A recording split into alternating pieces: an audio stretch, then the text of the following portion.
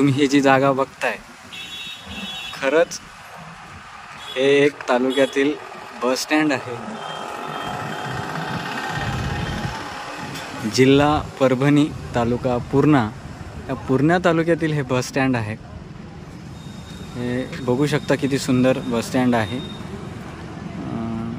इथे हे बस स्टँडवर प्रवासी बसची वाट बघत आहे आणि लोक इथे बस स्टँडवरती वाट बघत थांबतात आणि इथून अशी गाडी आय थिंक ओळते, कारण गाडीच्या चाकांची पाऊलखुणा पडलेल्या आहेत आणि बस स्टँड तिकडे आहे पुढे। काय त्याची अवस्था झालेली आहे तुम्ही बघू शकता।